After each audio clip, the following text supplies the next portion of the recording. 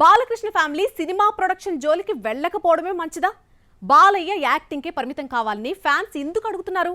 బాలకృష్ణ ఫ్యామిలీని flop sentiment వెంటాడుతోందా? Have a look. Balakrishna acting start చేసి 50 ఏళ్లు దాటిందే. ఆ మధ్య స్వర్ణోత్సవం వేడుకను భారీగా జరుపుకున్నారు.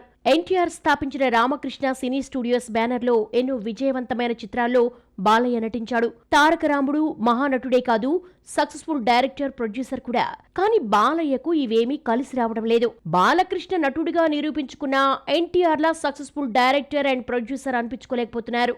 మెగాఫోన్ పట్టి నర్తనశాల తీద్దామనుకుంటే మధ్యలోనే ఆగిపోయిందే.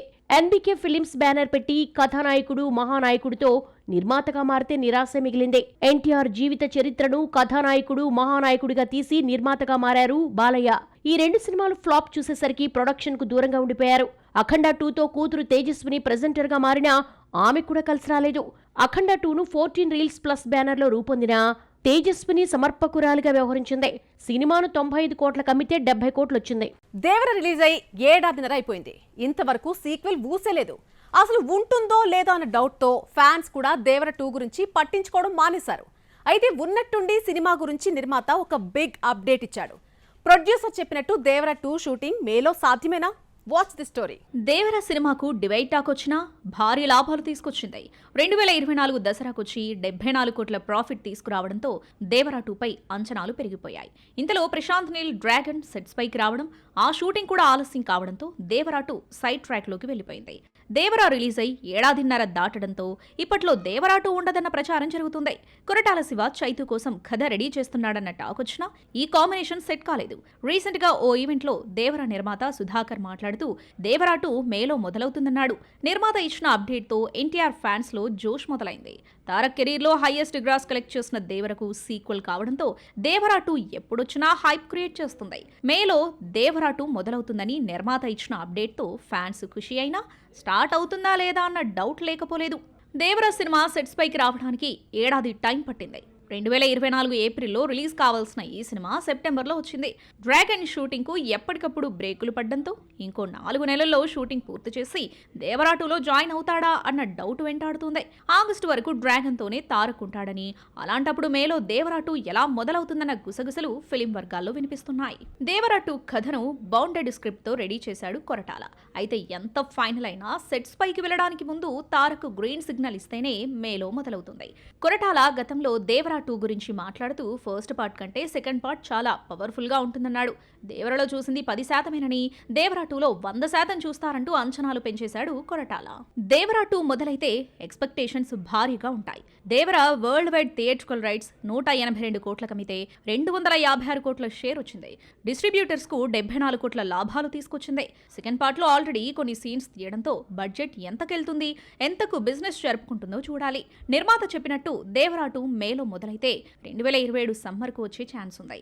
ఈ మధ్య కాలంలో ఎన్టీఆర్ సినిమా ఒక్కటి అనుకున్న టైంలో స్టార్ట్ కాలేదు, రిలీజ్ కాలేదు. ఇదే దారిలో దేవర 2 నడుస్తుందన్న నమ్మకం మేకర్స్ లో ఉన్నా మేలో షూటింగ్ అంటూ ఇచ్చిన అప్డేట్ దేవర 2ను మరోసారి గుర్తు చేస్తుంది.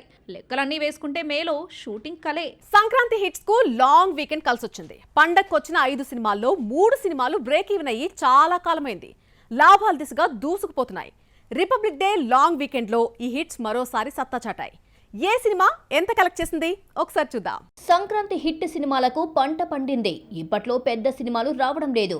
మార్చి 19న టాక్సిక్, ధురంధర్ 2 రిలీజ్ అయ్యే వరకు వెయిట్ చేయాల్సిందే. ఈ లెక్కన సంక్రాంతి హిట్స్ పండగే పండుగ చేసుకుంటున్నాయని ట్రేడ్ వర్గాలు ఊహించినట్టే వీకెండ్ లో మంచి వసూళ్లు రాబట్టాయి. కొత్త సినిమాలేవీ రాకపోవడంతో సంక్రాంతి హిట్స్ నే ఫ్రెష్ గా చూస్తున్నారు ఆడియన్స్. సంక్రాంతి రేసులో 5 సినిమాలు దిగితే రాజాసాబ్ భారీ లెవెల్లో డిస్ట్రిబ్యూటర్స్ ను నిరాశపరిచింది. భర్త మహాశయులకు విజ్ఞప్తికి పాజిటివ్ టాక్ వచ్చినా ఆ రేంజ్ లో కలెక్షన్స్ రాబట్టలేకపోయింది. సినిమాను 20 కోట్లకు అమ్మితే 12 కోట్లు వచ్చింది.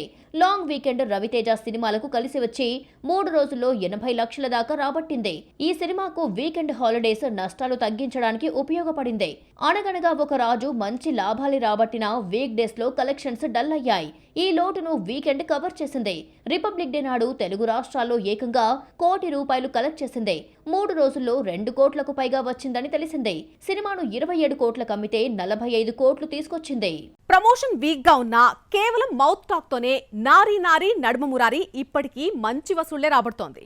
మిగతా హిట్స్ మన శంకర్ వరప్రసాద్ గారు అనగనగా ఒక రాజు నుంచి full videos, block buster promotions వస్తుంటే నారీ నారీ నుంచి ఏదీ రాకపోయినా ఆడియన్స్ ఈ సినిమాను నెత్తిన పెట్టుకున్నారు. సంక్రాంతి సినిమాల్లో నారీ నారీ ఒక్కటే యునానిమస్ హిట్ తెచ్చుకోవడం ఈ సినిమాకు కలిసొచ్చింది.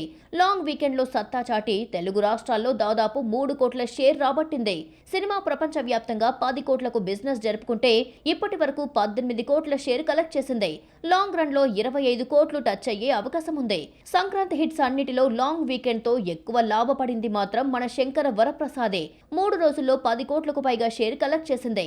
350 కోట్ల గ్రాస్ పోస్టర్ ను రిలీజ్ చేశారు మేకర్స్. లాంగ్ రన్ లో 400 మార్క్ దాటుతుంది అన్న నమ్మకంతో మేకర్స్ ఉన్నారు. ఇప్పట్లో క్రేజీ మూవీస్ ఒకటి రావడం లేదు.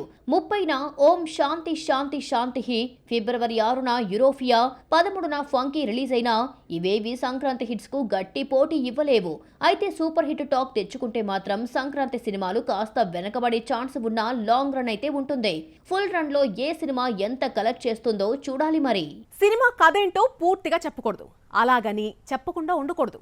అసలు చెప్పకపోతే రిలీజ్ తర్వాత ఆడియన్స్ ఏదో అనుకుని ఏదో చూసామన్న అసంతృప్తి ఫీల్ అయ్యే ఛాన్స్ ఇవ్వకుండా ఆ కాన్సెప్ట్ ను ముందే చెప్పేస్తున్నారు.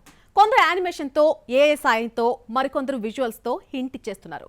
విజయ్ దేవరకొండ కొత్త సినిమా రణబాలి ఫస్ట్ గ్లిమ్స్ లో కథ ఎలా చెప్పాడో ఒకసారి చూద్దాం. టాక్సీ వాళ్ళ తర్వాత విజయ్ దేవరకొండ దర్శకుడు రాహుల్ సాంకృత్యన్ కాంబినేషన్ లో రూపొందుతున్న సినిమాకు రణబాలి అన్న టైటిల్ పెట్టారు. గ్లిమ్స్ లో స్టోరీ కాన్సెప్ట్ ఆకట్టుకున్నా ఏతో రూపొందించారంటూ సోషల్ మీడియాలో చర్చ మొదలైంది. అయితే ఈ వీడియోను ఏతో చేసింది కాదని, ప్రతి ఫ్రేమ్ ను పాత పద్ధతుల్లో ఎంతో కష్టపడి డిజైన్ చేయడంతో ఎక్కువ టైం పట్టిందన్నాడు. కాన్సెప్ట్ వీడియోలో రణబాలి ఎలా ఉంటుందో దర్శకుడు చెప్పేశాడు. ఇది ఫ్రీడమ్ మూమెంట్ కథకు సంబంధించిన స్టోరీ కాదని, అంతకు ముందున్న చీకటి కోణంలో రూపొందిన కథ అని చెప్పుకొచ్చాడు.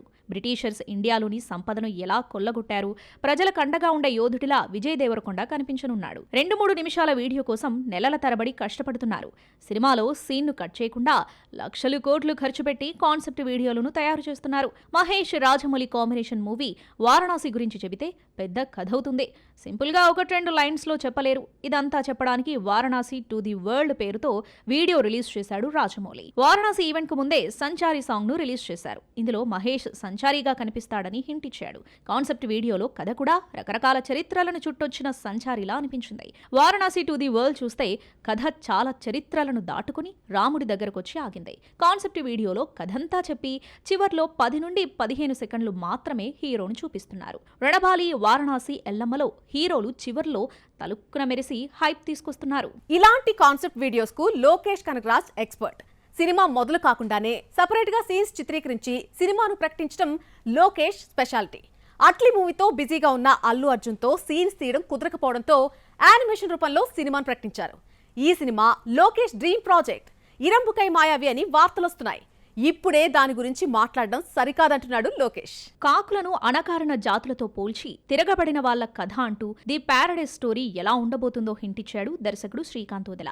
దసరా తర్వాత నాని శ్రీకాంత్ కాంబోలో రూపొందుతున్న ది ప్యారడైజ్ కాన్సెప్ట్ ను రా స్టేట్మెంట్ పేరుతో బూతులు యాడ్ చేశాడు. Balagam fame Venu rock star Devi Sri Prasad ను డప్పు కళాకారుడిగా మార్చేశాడు. వేణు డ్రీమ్ ప్రాజెక్ట్ ఎల్లమ్మ హీరోగా డిఎస్పీ నటిస్తున్నాడు. ఎప్పుడూ లేని విధంగా డిఫరెంట్ లుక్ తో షాక్ ఇచ్చాడు. నేను సైతం అంటూ వేణు కూడా కాన్సెప్ట్ వీడియోతో ఎల్లమ్మను పరిచయం చేశాడు. పాన్ ఇండియా మూవీ అంటే కాన్సెప్ట్ వీడియో కంపల్సరీగా రిలీజ్ చేయాల్సిందే. ఇదొక ట్రెండ్ గా మారింది. వాయిస్ ఓవర్ తో కథ ఎలా ఉంటుందో హింటిస్తున్నారు. బ్రో తర్వాత గ్యాప్ తీసుకున్న సాయి దుర్గతేజ్ నటిస్తున్న సంబరాల ఏటికట్టు కథను వాయిస్ ఓవర్ తో పరిచయం చేశాడు. First time high voltage action హీరోలా తేజు కనిపిస్తున్నాడు.